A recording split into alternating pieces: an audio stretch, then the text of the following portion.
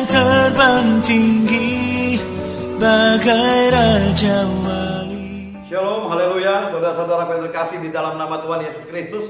Kita berjumpa kembali di dalam ibadah raya Gereja Gerakan Pentakosta Hati Bapa. Mengucap syukur pada pagi hari ini kita diberikan nafas, kita diberikan kesehatan, sehingga kita boleh datang kepadanya dengan hati yang penuh dengan ucapan syukur. Haleluya. Kita akan pujian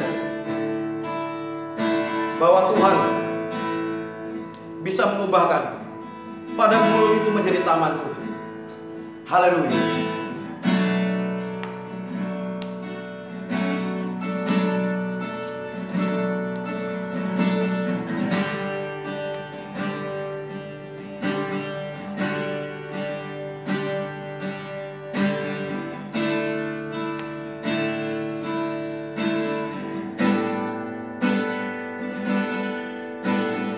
Di saat ku berbeban berat,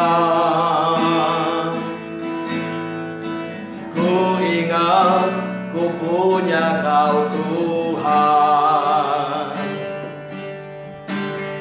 Hanya Kau yang paling peduli keadaan yang ku alami. Di saat ku hilang harapan, ku berlari padamu Tuhan.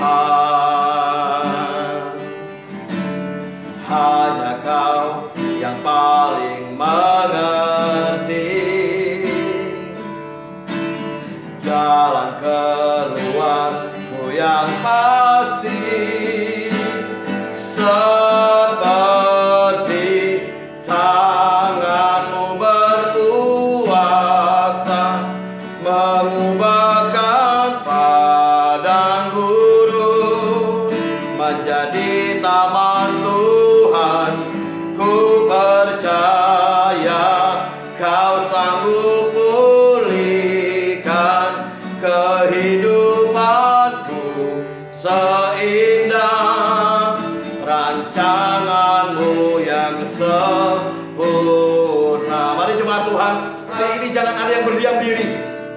Kita angkat pujian ini bahwa padang gurun bisa diubahkan Tuhan menjadi taman Tuhan di dalam kehidupan kita. Mari kita lawan keadaan ini dengan iman bahwa Tuhan memelihara kita. Haleluya. Di saat ku berbeban berat, di saat ku berbeban berat, ku ingat ku punya Kau Tuhan. Hanya Kau yang paling peduli keadaan yang ku alami. Di saat ku hilang harapan, ku berlari padamu Tuhan. Yes. Hanya Kau yang paling mengerti jalan keluarku yang pasti. Seperti tangan-Mu berkuasa mengubahkan padang gurun menjadi taman Tuhan. Ku percaya Kau sanggup pulihkan kehidupanku seindah rancangan-Mu yang sempurna. Seperti tangan-Mu berkuasa, seperti tangan-Mu berkuasa mengubahkan padang gurun menjadi taman Tuhan. Ku percaya Kau sanggup pulih kehidupanku seindah rancanganmu yang sempurna. Mari kita berdoa. Allah Roh Kudus yang manis, ini kami mengucap syukur bahwa kami tidak mengenal yang namanya padang gurun. Yang kami kenal adalah taman Tuhan. Hamba dan semua yang ada di tempat ini di rumah, kami boleh bersama-sama datang untuk bersekutu kepadanya. Itu tandanya kami berada di tangan Tuhan. Terima kasih Bapa, Engkau memberkati ruangan ini dari lantai bawah sampai lantai atas. Memberkati jemaat Tuhan yang ada di rumah yang mendengarkan live streaming ini, dalam pemeliharaan perlindungan tangan Tuhan yang sempurna. Dan biar kuasa Tuhan bekerja atas setiap diri kami dan keluarga kami. Terpuji-pujilah nama-Mu Tuhan, firman-Mu akan disampaikan, dan Engkau sendiri yang berkuasa yang mengubahkan setiap kami. Terpuji-pujilah Allah Roh Kudus yang manis. Haleluya, amin. Shalom saudara-saudaraku, dimanapun saudara berada. Salam terbang tinggi bagi Raja Wali. Hari ini kita bertemu kembali dalam ibadah raya di Gereja Gerakan Pentakosta Hati Bapa. Saudara-saudaraku, lagu tadi begitu indah saudara. Di saat ku berbeban berat, ku ingat ku punya Tuhan. Saudara-saudara, firman mengubahkan kita. Tetapi harus ada respon dari setiap pribadi kita. Sehingga ketika saudara dan saya sedang dalam beban yang berat, kita selalu diingatkan bahwa kita itu punya Tuhan. Di saat kita hilang harapan, kita bisa berlari ke arah Tuhan. Sebab apa? Sebab hanya Dia yang paling mengerti. Sebab Dia yang hanya paling peduli segala keadaan kita. Tidak ada yang lain yang bisa peduli kepada kita, saudara. Hanya Tuhan, hanya Yesus Kristus itu yang mengerti keadaanmu saat ini. Apakah engkau sedang berbeban berat? Apakah engkau sedang mengalami keputusasaan? Apakah engkau sedang mengalami yang namanya kehilangan kepercayaan kepada Tuhan? Apakah engkau hilang kesadaran bahwa engkau itu disertai oleh Tuhan? Saya mau ingatkan saudara-saudaraku pada pagi hari ini bahwa kita punya Tuhan, bahwa Tuhan itu menyertai kita. Berlarilah kepadanya, datanglah kepadanya, maka Dia akan mengubahkan padang gurun itu menjadi taman Tuhan. Haleluya, haleluya. Saudara-saudara, hari ini tema kita adalah mengenai minta terus, kita lupa memberi diri. Ayat emas kita diambil dari Mazmur 78 ayat 19. Saya bacakan buat saudara. Mereka berkata terhadap Allah, sanggupkah Allah menyajikan hidangan di padang gurun? Perikopnya adalah tentang pelajaran dari sejarah. Saudara-saudaraku, mereka itu adalah umat Israel, berkata terhadap Allah, sanggupkah Allah menyajikan hidangan di padang gurun? Saudara-saudaraku, 430 tahun bangsa Israel ada di tengah-tengah Mesir, mempunyai keturunan yang sedemikian banyak, sehingga Fir'aun melihat hal itu dan kemudian dijadikan mereka budak untuk membangun gudang-gudang perbekalan. Tetapi Allah melihat itu dan membebaskan umatnya melalui seorang nabi yang bernama Musa. Firman tadi berkata, sanggupkah Allah menyajikan hidangan di padang gurun? Saudara-saudaraku, selama 430 tahun mereka ada di dalam perbudakan. 10 tulah ditandai dengan keluarnya umat Israel dari bangsa Mesir pada tulah ke-10. Kemudian mereka dikejar-kejar oleh tentara Fir'aun, karena Fir'aun dikeraskan hatinya oleh Allah. Mereka berhadapan dengan laut Teberau. Dan laut itu terbelah. Dan tentara Firaun mati, ditelan oleh laut itu. Saudara-saudaraku, pada siang hari bangsa Israel diiringi oleh tiang awan, malam hari diiringi oleh tiang api. Mereka melewati mereka keluar dari Israel, dari Mesir itu. Mereka masuk ke dalam laut seperti baptisan saudara. Mereka keluar dengan selamat sebagai ciptaan yang baru. Tetapi itu tidak mengubahkan mereka.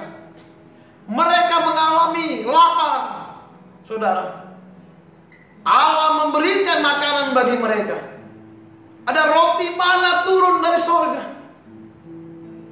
Mereka ingin daging, diberikan daging. Burung-burung bersayap diberikan kepada mereka.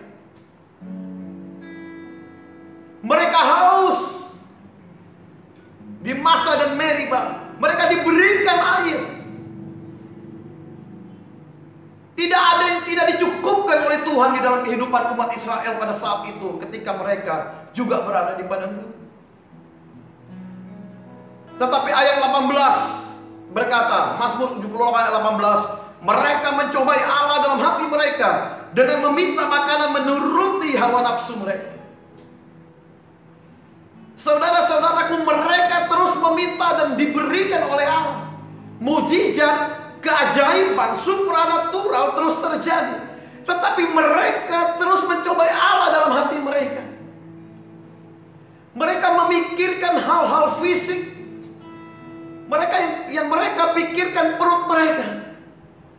Yang mereka pikirkan harus ada sesuatu di depan mereka. Yang mereka pikirkan harus ada sesuatu yang tersedia bagi mereka. Mereka melupakan sumber yang memberikan itu bagi mereka. Sehingga di dalam ketidakpuasan mereka, mereka berkata, sanggupkah Allah menyajikan hidangan di padang gurun? Saudara-saudaraku yang terkasih di dalam nama Yesus Kristus, ada kalanya di dalam hidupmu dan di dalam hidupku, mujizat, supranatural, keajaiban Tuhan itu terjadi terus-menerus di dalam kehidupan kita.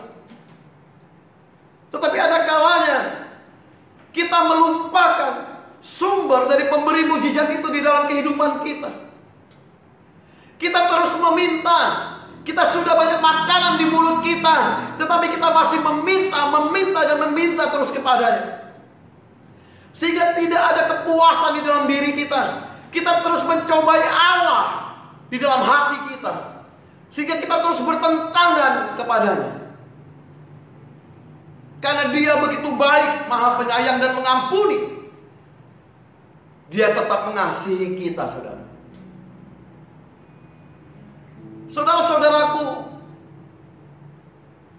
berbicara tentang Allah Roh Kudus, berbicara tentang kekekalan, berbicara tentang sorga, berbicara tentang apa yang akan disediakannya di alam sorgawi buat saudara dan saya. Bukan berbicara tentang hal-hal fisik terus-menerus. Di dunia ini kita butuh makanan, ya. Di dunia ini kita butuh uang, ya. Di dunia ini kita butuh harta, ya. Tetapi saudara-saudaraku, Tuhan tidak berbicara tentang hal jasmani di dalam kehidupan ini. Tetapi Dia berbicara tentang kekekalan. Pada awal manusia ada di bumi ini, Dia yang menghembuskan nafas, maka Dia juga yang akan menghentikan nafas itu. Semua itu berbicara kekekalan yang tidak bisa dibuat oleh manusia. Kita tidak bisa membuat itu.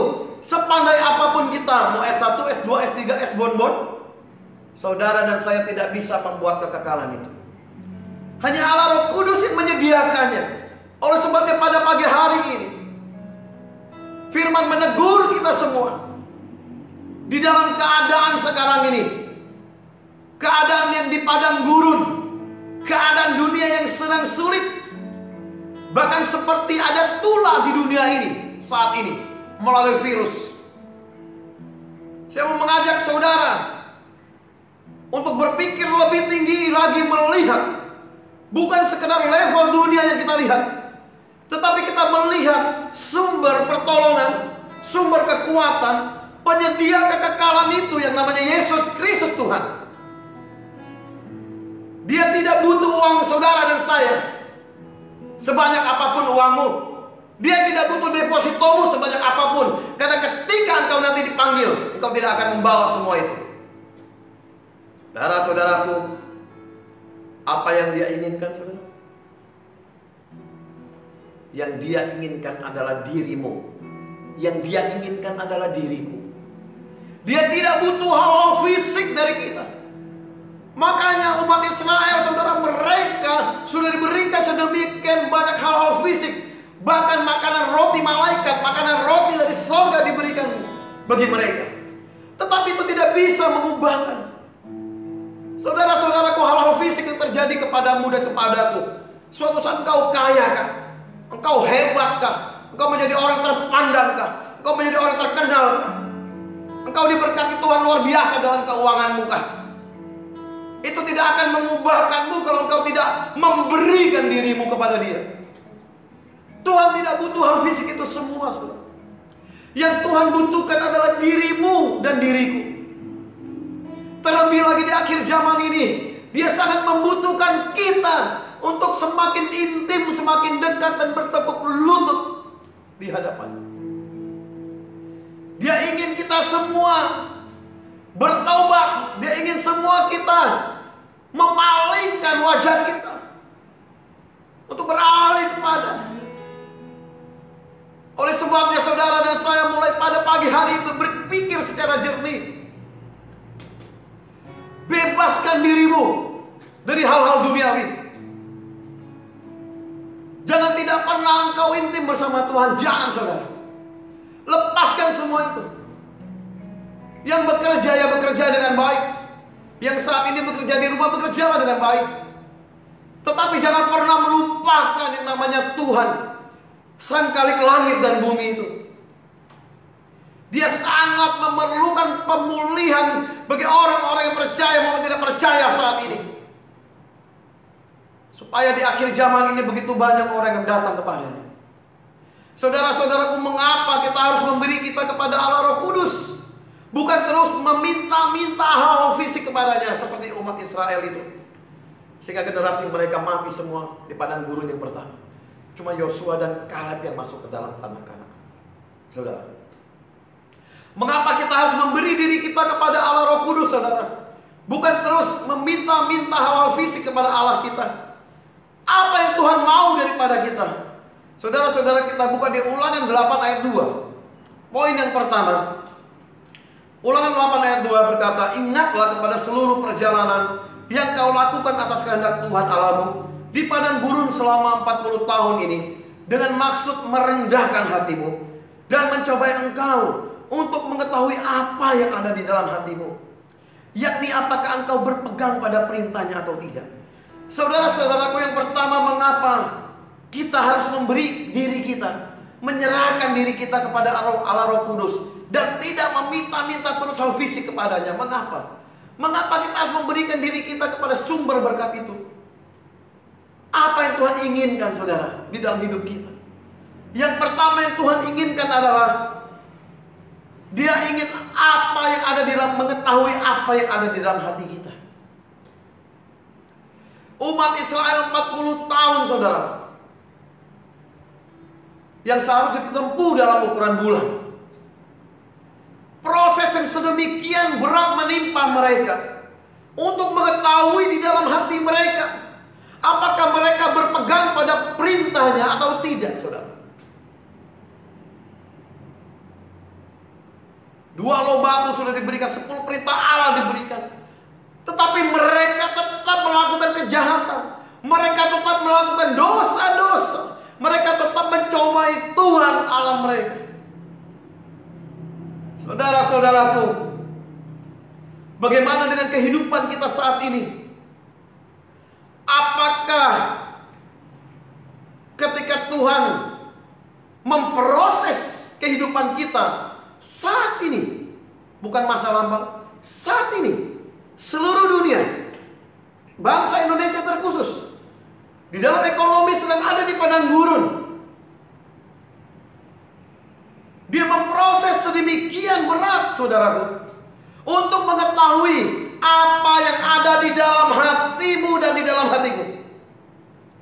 Apakah dalam keadaan seperti ini, dalam kesusahan keuanganmu, dalam kesusahan pekerjaanmu, dalam kesusahan usahamu, dalam kesusahan pelayananmu, apakah engkau masih mengikuti perintahnya atau tidak, saudara? Atau engkau meninggalkan dia, atau engkau tidak peduli kepadanya? Saat ini Tuhan sedang menegur dengan keras kita. Apakah yang kita pikirkan terus-menerus hal fisik? Apakah makanan ketika masih ada di mulut kita masih terus meminta, oh Allah, aku berikan terus makanan itu, aku perlu makan minum itu, aku perlu uang, aku perlu ini, aku perlu itu, Tuhan. Apa itu terus yang kita minta, saudara? Tuhan ingin mengetahui hatimu dan hatiku. Makanya proses padang gurun ini ada, supaya dia tahu sesungguhnya murni atau tidak hatimu, tulus atau tidak hatimu, atau engkau menipu Tuhan selama ini. Saudara-saudaraku, firman pada pagi hari ini menegur dengan keras kita. Sesungguhnya, apakah kita ini layak masuk tanah Kanaan itu? Atau kita nanti mati di padang gurun yang seperti itu? Kita sudah tidak peduli lagi dengan yang namanya agama. Kita gak peduli lagi yang namanya Allah Roh Kudus. Kita gak peduli lagi yang namanya sesama kita. Kita melanggar aturannya. Kita merusak ketetapan-ketetapannya. Sehingga ketika dia tahu hati itu, maka dia mengatakan dan mengetuk pintu hati kita. Hai anak-anakku, bertobatlah, kembalilah ke jalan yang benar. Tidak ada yang mustahil di dalam Tuhan. Padang gurun bisa diubahkannya menjadi taman Tuhan. Bukankah itu lagu tadi? Tetapi yang dimaksud taman Tuhan adalah bukan hal-hal fisik. Uangmu banyak, makananmu berlimpah. Taman Tuhan itu berbicara tentang hatimu, yang penuh dengan sukacita, yang penuh dengan kegembiraan. Di dalam segala keadaanmu, Tuhan mengetahui bahwa hatimu tetap murni kepadanya, bahwa hatimu tetap sungguh kepadanya. Engkau tidak dikalahkan oleh keadaan. Oleh sebabnya gereja kami, gereja Gerakan Pentakosta, segala lini kami melawan keadaan ini, supaya kita tahu bahwa Tuhan itu mengasihi kita, dan Dia mengetahui hati kita yang paling dalam, bahwa kami, Tuhan, umat-Mu, kami akan terus mengasihi Engkau. Ini hati kami, Tuhan. Maka kami melakukan kegerakan, saudara, di segala bidang kami, kerohanian kami, untuk melawan segala keadaan ini, padang gurun ini. Dan hasil perlawanan itu adalah taman Tuhan. Haleluya, saudara. Yang kedua, saudara, mengapa kita harus memberi diri kepada Allah Roh Kudus? Bukan terus-menerus kita meminta hal fisik kepada sumbernya.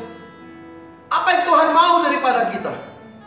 Saudara-saudara, Ulangan 8 ayat 3 berkata, jadi Ia merendahkan hatimu, membiarkan engkau lapar, dan memberi engkau makan mana yang tidak kau kenal dan yang juga tidak dikenal oleh nenek moyangmu, untuk membuat engkau mengerti bahwa manusia hidup bukan dari roti saja, tetapi manusia hidup dari segala yang diucapkan oleh Tuhan. Saudara-saudaraku, dalam konteks firman yang kita baca tadi, dalam perjanjian lama, itu Allah menampakkan diri dan berkata secara langsung lewat nabi yang dipilihnya. Itu saja masih dilanggar oleh umat Israel pada saat itu. Yang kedua, saudara, Tuhan mau kita bergantung penuh kepada Dia.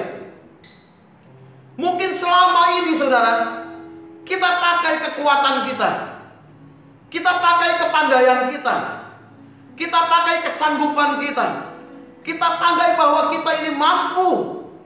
Aku tidak perlu Tuhan. Mungkin ada di gereja mungkin sudah melayani, tetapi memakai kemampuannya, bukan bergantung kepada Tuhan. Saudara-saudaraku, itu yang Tuhan mau yang kedua. Tuhan mau saudara dan saya bergantung kepadanya.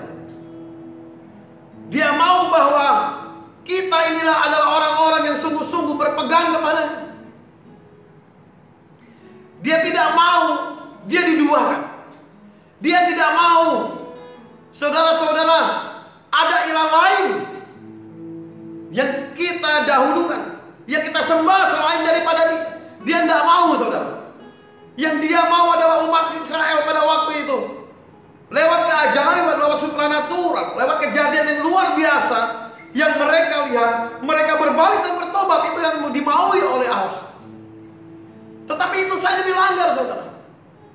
Perikop firman ini tentang sejarah, saudara. Kalau sejarah ini sudah mengajarkan kita, maka kita harus mengerti bahwa pada saat padang gurun ini, Allah Roh Kudus mau bahwa kita bergantung kepadanya. Saudara tidak akan bisa lagi mengandalkan kekuatanmu saat ini. Saudara akan gagal habis. Karena orang yang hebat pun sekarang ini tidak bisa berbuat apa-apa, saudara. Semuanya bergantung sama Tuhan. Tidak ada lagi yang perlu dihebatkan. Tidak ada perlu lagi yang disombongkan. Tidak ada perlu lagi yang kita ingin capai motivasi yang salah dari hidup kita. Tidak ada lagi. Karena keadaan memaksa kita untuk kita bergantung, bertobat kepadanya, saudara. Makanya sekarang di dalam keadaan seperti ini, ada banyak umat Tuhan mulai mengeluarkan Mazmur 91. Betul, saudara? Betul. Saya pun mengucapkan hal itu. Tetapi semua firman itu adalah Allah sendiri. Semua firman itu adalah senjata yang harus kita pakai. Bukan hanya Mazmur 91.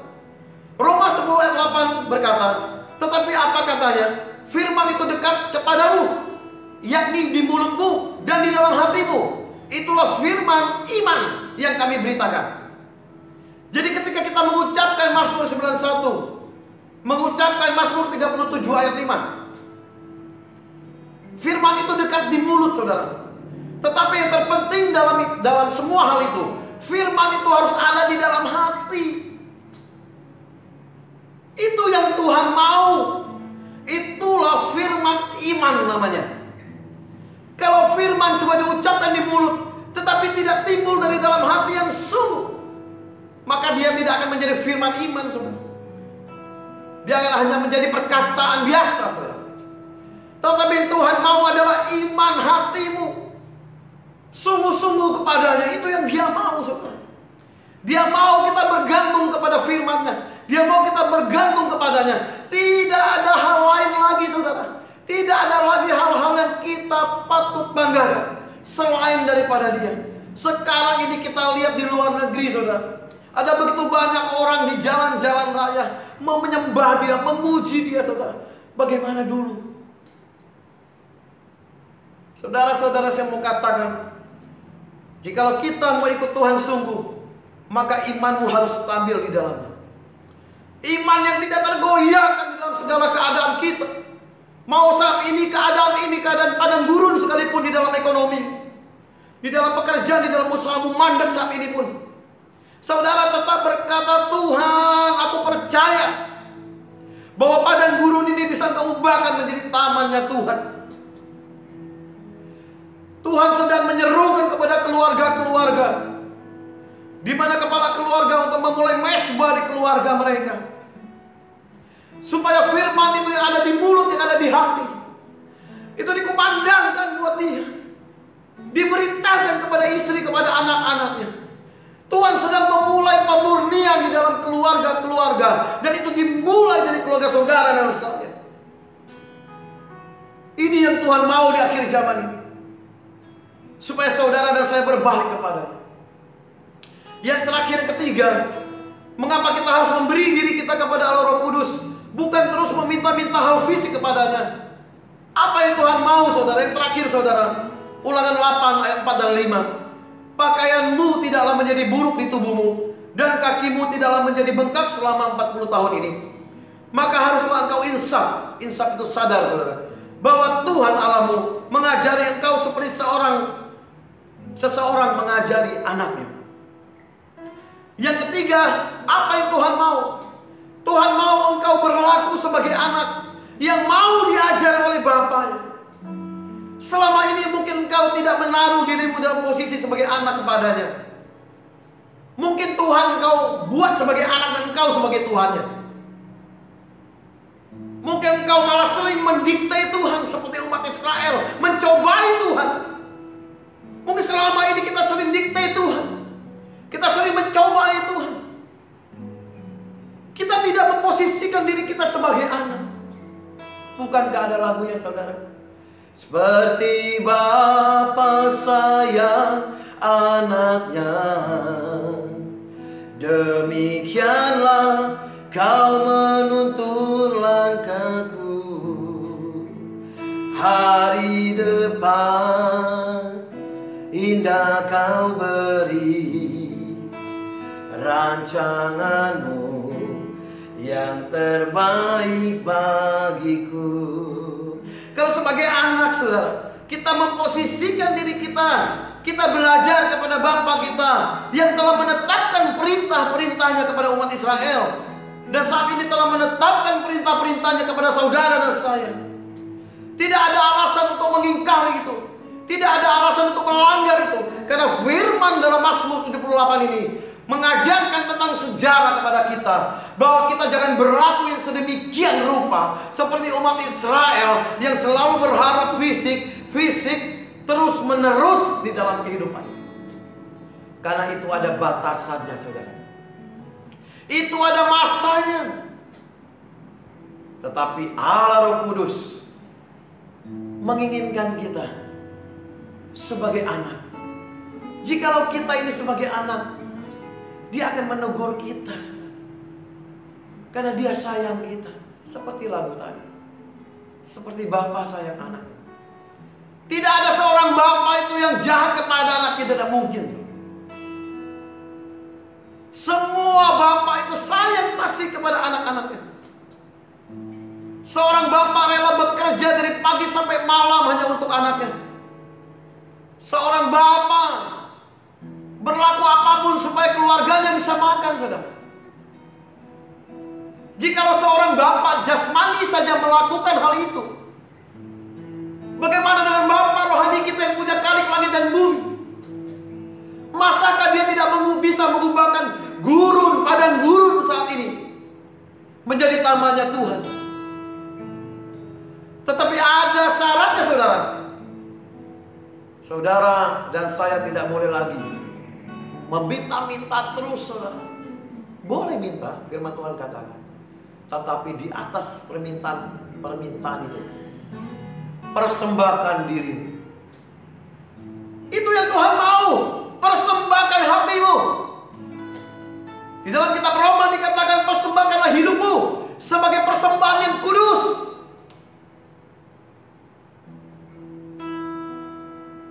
Ada banyak kali kita mengecewakan Tuhan seperti umat Israel mengecewakan Tuhan. Ada banyak sekali selama hidup kita sampai sekarang ini kita melukai hati Tuhan. Mungkin lewat kebohongan-kebohongan yang kita lakukan, kejahatan-kejahatan kita terhadap Tuhan yang tidak berkenan. Mari saudaraku, jangan lagi kita berkata, sanggupkah Allah menyediakan hidangan di padang gurun? Jangan, saudara. Jangan kita ulangi lagi sejarah yang buruk ini, saudara. Di mana umat Israel yang penuh dengan mujizat, tapi terus mereka melakukan dosa. Kita stop, saudara. Kita stop semuanya, saudara. Kita harus menjadi ciptaan yang baru. Gambarannya di perjanjian lama yang tadi saya katakan, ketika umat Israel keluar dari Mesir, ada laut yang berau mereka dari manusia lama masuk ke dalam laut. Mereka tidak mati di sana, tetapi dilindungi oleh kuasa Tuhan. Lalu dia naik ke darat lagi dengan selamat. Itu seperti gambaran baptisan, seperti yang digambarkan Rasul Paulus dalam 1 Korintus 10. Saudara-saudara, ubah paradigmamu, ubah hatimu. Tidak ada waktu lagi, saudara. Tidak ada waktu lagi, saudara, untuk terus kita berdosa di hadapan Tuhan. Mari kita serahkan diri kita. Kita menyerahkan diri kita sebagai tanda pertobatan, pemulihan pada pagi hari ini kepada Dia. Sehingga padang gurun ini diubahkannya menjadi taman Tuhan. Kita akan pujian ini, saudara.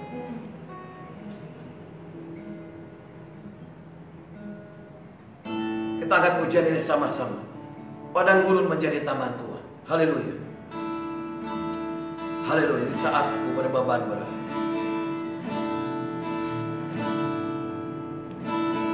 di saat ku berbeban berat, ku ingat ku punya Kau Tuhan. Hanya Kau yang paling peduli keadaan yang ku alami. Di saat ku hilang harapan, ku berlari padamu Tuhan. Hanya Kau yang paling mengerti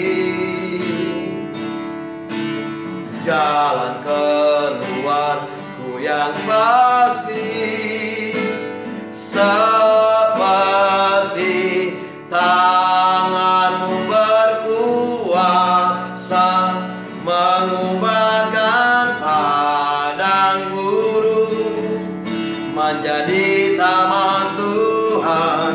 Ku percaya Kau sanggup pulihkan kehidupanku seindah rancangan-Mu yang sempurna. Haleluya, saudara, mari kita berdoa. Saudara-saudaraku, hamba percaya bahwa padang gurun sudah diubahkannya menjadi tamannya Tuhan. Saudara-saudaraku yang mendengar firman ini, jemaat GKP Hati Bapa yang ada di rumah, umat Tuhan yang lain yang mendengarkan live streaming ini, hamba berdoa dari tempat ini di dalam nama Yesus. Kiranya padang gurun yang ada di dalam hatimu, haus akan firman Tuhan terjadi. Padang gurun yang selama ini menghinggapi sehingga engkau tidak mengenal kasih Tuhan, biar Tuhan menjamah hatimu saat ini, sehingga taman Tuhan ada di dalam hatimu. Kekaguman akan Tuhan terjadi, kekuatan Tuhan terjadi, kesembuhan Tuhan terjadi, kasih yang sempurna terjadi,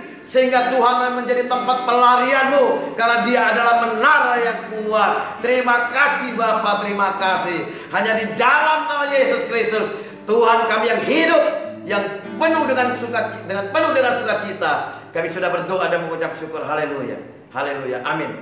Saudara-saudaraku, terima kasih. Kita sudah dengar firman dan percayalah bahwa berkat daripada Tuhan Yesus, anugerahnya yang kudus sudah menyertai mulai pagi ini sampai selama-lamanya. Kita yang percaya katakan haleluya, amin, amin. Ku kan terbang tinggi bagai Raja Wali.